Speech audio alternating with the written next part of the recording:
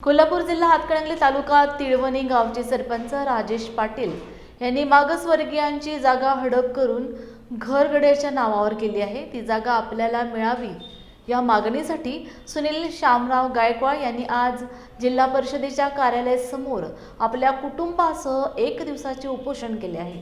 आपल्यावर अन्याय झाला असून परिषदेचे सीईओ यांनी अनेक वेळा उपोषण आंदोलन केल्यावरही दुर्लक्ष केले आहे। येत्या काही दिवसात आपल्याला न्याय नाही मिळाला तर जिल्हाधिकारी कार्यालयासमोर आत्मदहन करू असा इशारा गायकवाड यांनी दिला आहे।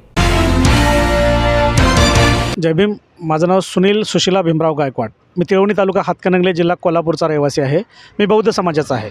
आमचा गावातील 750 स्क्वेअर फुटाचा भूखंड गावचे भूखंडचोर सरपंच राजेश बाबासाहेब पाटील यांनी त्यांच्या घरगड्याच्या नावावर केलेला आहे।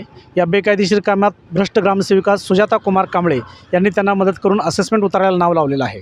हा आमचा प्लॉट परत मिळावा आणि संबंधितांवर कारवाई व्हावी यासाठी गेली 2 वर्षे आम्ही गायकवाड कुटुंबीय विविध उपोषणं आंदोलन आणि निवेदनाद्वारे जिल्हा परिषदेचे मुख्य कार्यकारी अधिकाऱ्यांना भेटत आहे, परंतु यावर त्यांनी कुठलीही कारवाई केलेली नाही।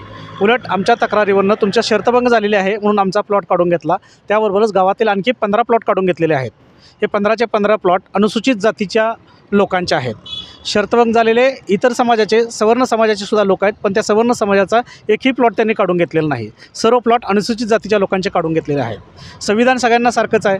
मग जिल्हा परिषदेचे मुख्य कार्यकारी अधिकारी कार्तिकेयन विजयलक्ष्मी सेतुरामन हे असा अन्याय का करत आहेत?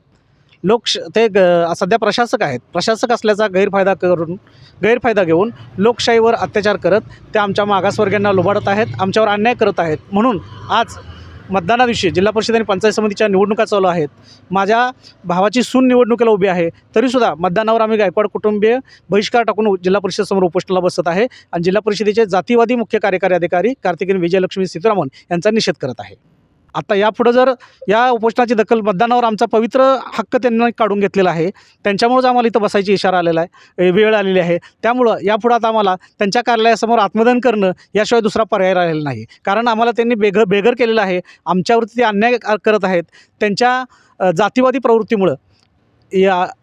प्रवृत्तीमुळे ही वेळ आलेली आहे।